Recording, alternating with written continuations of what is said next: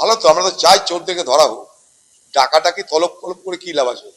চোরদেরকে ধরে শাস্তি দেওয়া হোক, তথ্য প্রমাণ সামনে পেশ করে বুঝিয়ে দেওয়া হোক মানুষকে, দেখো এই দেখো চোর ধরেছে। বাকি দুদিন জেলের হাওয়া খাবে। জেলখানা তো পশ্চিমবঙ্গের জেলখানা তৃণমূল নেতাদের জন্য 5 স্টার হোটেল, সেখানে থেকে দুদিন পর বেরিয়ে আসবে, তাতে কি আছে? তাতে তো কোনো মানুষের কাছে ইডি সিবিআই তৎপরতা দেখা যাচ্ছে, কিন্তু কাজের কাজ তো কিছু হচ্ছে না। সেই আরজিকর কাণ্ড থেকে আরম্ভ করে সব কাণ্ডে আমরা একই জিনিস দেখছি, এখানে সবকিছুই হয় কিন্তু তার সমাপ্তি হয় না। আমরা তো প্রতিবাদই করছি, হতে পারে যখন বলছে তাহলে সত্য। এসব তো ভোটের আগে নানা রকমের হাওয়া তৈরি করার চেষ্টা করা হয়, সেটা তো প্রমাণ হয়েছে। এর আগে আমাকে হারানোর জন্য দাঙ্গা করানোর কথা বলা হয়েছিল হুমায়ুনকে, সেটাও জানাজানি হলো, এটাও জানাজানি হচ্ছে। ধর্মের কল বাতাসে নড়ছে। এবার মুর্শিদাবাদে ভালো রেজাল্ট হবে, তাই মুর্শিদাবাদে কংগ্রেসের হাওয়া বইছে। 22টা আসনেই কংগ্রেস লড়ছে এবং বেশ কিছু আসনে কংগ্রেসের হাওয়া তুঙ্গে। এই তো অনেক পুরনো কথা, আমরা তো বলেই চলেছি এই কথা। অনুপ্রবেশকারীদের সংখ্যা নিয়ে যা বলছে এগুলো সব ভুয়ো গল্প বলে আমি মনে করি, এগুলো বেকার কথাবার্তা। অনুপ্রবেশকারী রাজনৈতিক ইস্যু। ভারতবর্ষে এতদিন ধরে ক্ষমতা আসার পর বিজেপি পার্টি শুধু অনুপ্রবেশকারী, ঘুষপেটিয়া, ধিমাক এদেরকে এই বলেছে, কিন্তু কোথায় তারা তা আমরা জানি না। তারা কোথায় ঘুরে বেড়াচ্ছে, কিভাবে ঘুরে বেড়াচ্ছে তা জানি না, কিন্তু বলা হচ্ছে তারা সব ভারতবর্ষকে দখল করে নিল।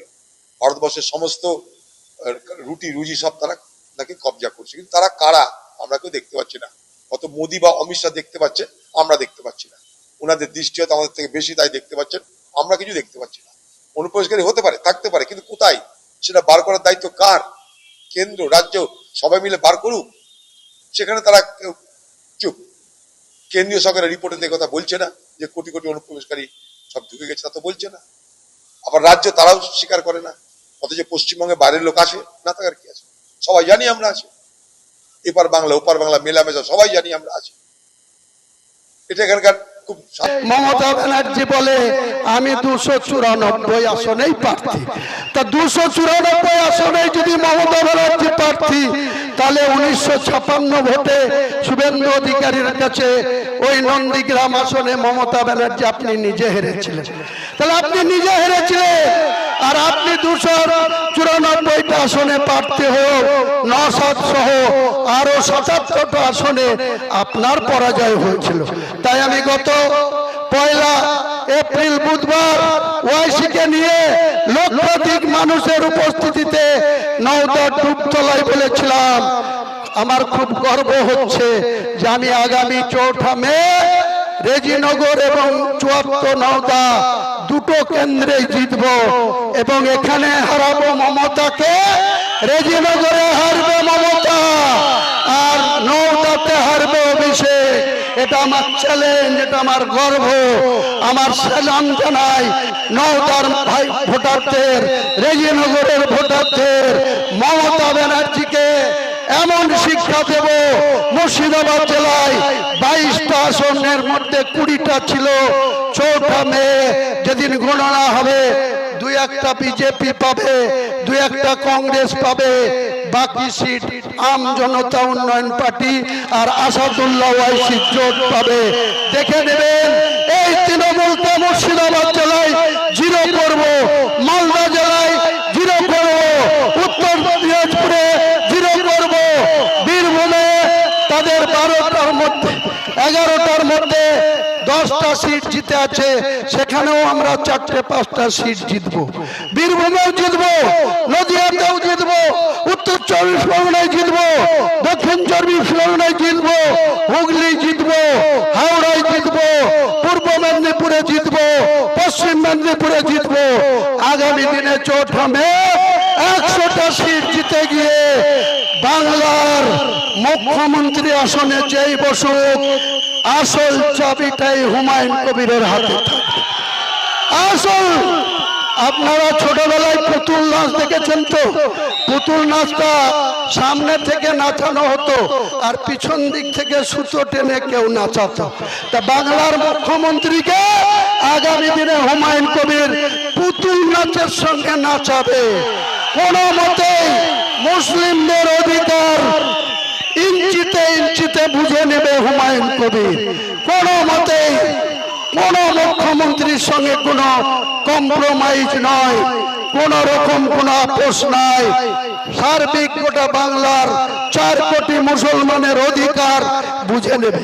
আর এখানকার চুনাপুটি তৃণমূলের নেতারা বলছে লক্ষ্মীর ভান্ডার, লক্ষ্মীর ভান্ডার মমতা ব্যানার্জির বাবার টাকায় দিচ্ছ। লক্ষ্মীর ভান্ডার আগামী দিনে আমরা নির্বাচন ইশতেহারে পরিষ্কার জানিয়ে দিয়েছি, আমরা 4টা মের পরে নতুন যে সরকার আসবে সেই সরকারের নেতৃত্বে লক্ষ্মী ভান্ডার নামক ওই স্কিমই থাকবে না। আমরা মায়েদের সুবিধা স্কিম চালু করব, সে হিন্দুদেরও মা মুসলমানদেরও মা। সেই মায়েদের সুবিধার নামে যে স্কিম চালু করব সেটা প্রত্যেক মাসে মাসে এই হিন্দু মারা মুসলমান মারা 3,500 টাকা করে পাবে। আর যে 1,20,000-এর যে ঘর, 1,20,000-এর ঘরের টাকা নিতে গিয়ে তৃণমূলের ক্যাডারদের পঞ্চায়েত সদস্যদের 10,000 20,000 টাকা করে ঘুষ দিতে হয়, ছেলামি দিতে হয়, তুলাবাজি দিতে হয়। আগামী দিনে আপনারা আমাদের ক্ষমতা দিয়ে পাঠান, আমাদেরকে 80,000 ভোটে রেজিনগরে জিতিয়ে পাঠান। আগামী দিনে রেজিনগরের মানুষ, মুর্শিদাবাদের মানুষ, বাংলার মানুষকে সরাসরি আবাসনের যে ঘরের টাকা 2 লাখ টাকা করে সরাসরি অ্যাকাউন্টে করে দেবো। এটা আমার চ্যালেঞ্জ, আমার ঘোষণা, আমার ইলেকশন ইশতেহার, এটা আমরা ডাইরেক্টলি বলেছি। এছাড়াও এই মুর্শিদাবাদে একটা এয়ারপোর্ট তৈরি করব আগামী 5 বছরের মধ্যে। মুর্শিদাবাদে এয়ারপোর্ট হবে। মুর্শিদাবাদে গঙ্গার ওপারে বিদুপাড়া থেকে লোকনাথপুর গঙ্গার উপরে ব্রিজ হবে, লোহাদা ঘাটের ব্রিজ হবে।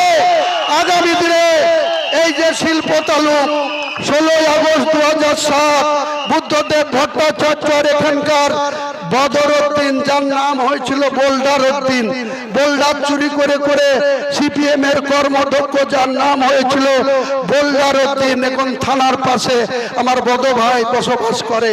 সেই বোল্ডার উদ্দিন আর বুদ্ধদেব ভট্টাচার্য 16 আগস্ট 2007 নারায়ণ বিশ্বাস কুটির শিল্প দপ্তরের মন্ত্রী ছিল। তিনি ওই উত্তরবঙ্গের যেটা জেলা থেকে জিতে এসেছিল, তারা সেদিন বলেছিল এই শিল্প তালুকে 183 একর জায়গাতে শিল্প হবে, 10,000 রেজিনগরের কর্মসংস্থান হবে। আজকে তারা 2011-তে হেরে গিয়েছে। মমতা ব্যানার্জি 15 বছরের সরকার, আজ পর্যন্ত ওই শিল্প তালুকে একটাও শিল্প হয়নি। গত 3 বছর আগে মমতা ব্যানার্জি বলল ই বাসের কারখানা হবে, একটাও ইট গাঁথেনি। শুধু ধাপ্পাবাজি, শুধু মিথ্যাচারী, আর শুধু মুসলমানদেরকে ইউজ অ্যান্ড থ্রু করা। আগামী দিনে একটাও যারা